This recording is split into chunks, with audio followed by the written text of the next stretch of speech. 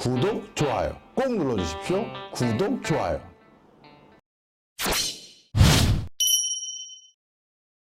안녕하세요. 경제를 요리하는 남자 박정호입니다. 제가 오늘 들고 온 숨어있는 경제를 찾아볼 대상은 바로 팝콘입니다. 여러분, 팝콘 하면 뭐가 먼저 떠오르시죠? 사실 많은 분들이 요즘 팝콘 하면 연관 단어로 우리가 영화관을 떠올리시는 분이 많습니다. 그만큼 팝콘은 영화관에서 영화 볼 때 먹는 대명사가 됐는데요.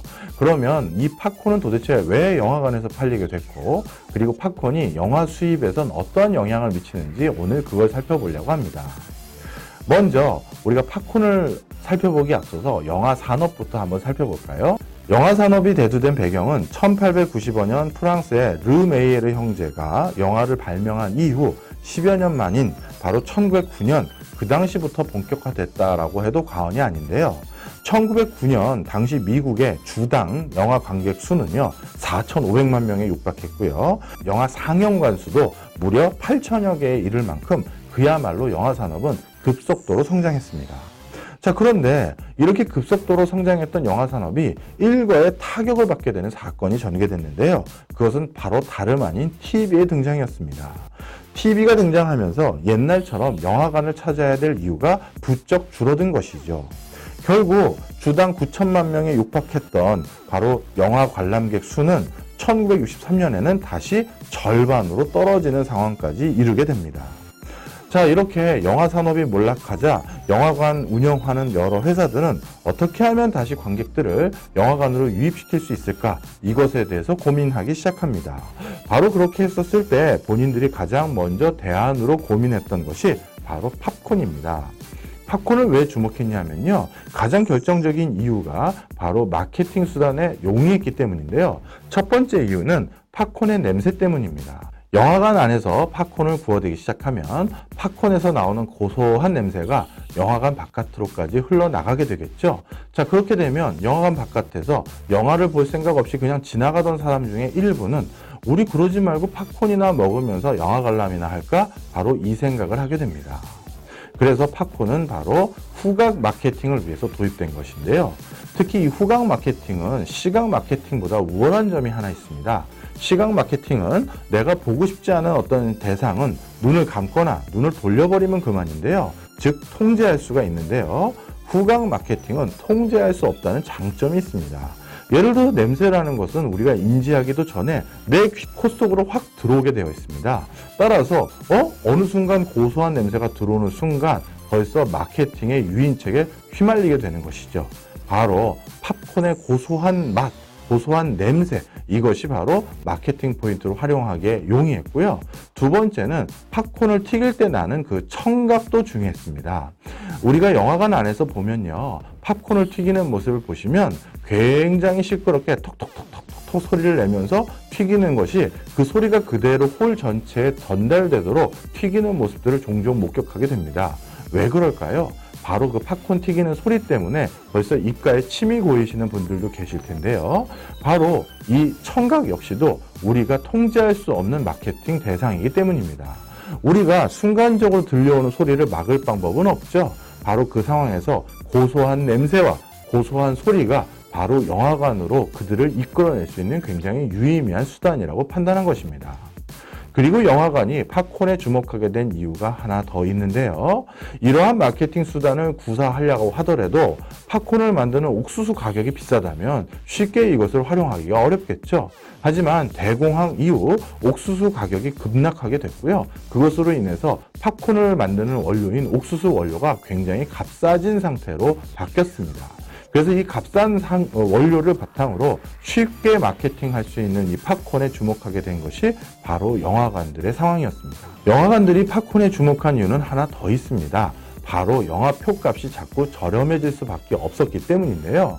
좀 전에 말씀드린 것처럼 TV가 등장하기 시작하면서 이제 더 이상 영화관을 안 찾는 고객들이 늘어났습니다. 그렇다면 이 영화관을 안 찾는 고객들을 어떻게든 다시 영화관으로 유도할 가장 쉬운 방법, 바로 영화 티켓을 싸게 파는 것이죠. 자, 그러면 영화 티켓을 싸게 팔다 보면 당연히 영화관을 운영할 수익과 자금원이 부족해지게 되겠죠. 따라서 이 상황에서 팝콘이라는 부대 수익을 통해서 영화 표값이 저렴해진 것을 다시 상쇄시키고자 하는 움직임도 팝콘이라는 부대 사업에 주목하게 만든 커다란 요인이었습니다. 그런데 여기서 굉장히 중요한 전화위복의 계기를 맞게 되는 것이 바로 영화관인데요. 바로 그것은 팝콘을 비싸게 팔 수 있다는 사실을 깨닫고 난 뒤에입니다. 사실 요즘 배보다 배꼽이 더 큰 시장이 바로 영화관 티켓표와 바로 팝콘 가격인데요. 팝콘은 우리가 라지 사이즈는 보통 5,000원, 또 미디엄 사이즈는 4,500원에 파는 영화관들이 많더라고요. 그런데 여기서 팝콘만 먹는 분들은 별로 없죠. 사실 팝콘과 함께 음료수를 함께 시키는 경우가 통상적입니다. 이렇게 팝콘과 음료수를 함께 묶어서 파는 것을 흔히 콤보라고 부르는데요. 이 콤보는 영화 티켓 가격보다 비싼 10,000원을 훌쩍 넘는 경우도 많습니다.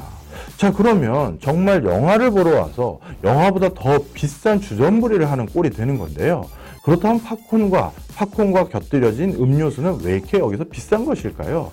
바로 영화관 바깥만 하더라도 팝콘과 음료수가 굉장히 저렴한데도 말이죠. 이것은 초창기 영화관의 행태를 보면 알 수 있습니다. 지금은 영화관이 우리가 입장 티켓을 들고도 얼마든지 바깥에 나갈 수 있는 구조지만, 옛날에는 영화관에 들어가기 위해서는 입장 티켓을 먼저 끊고 그 다음에 개차를 하고 그 안에 홀에서 기다려야 되는 상황으로 전개됐었습니다.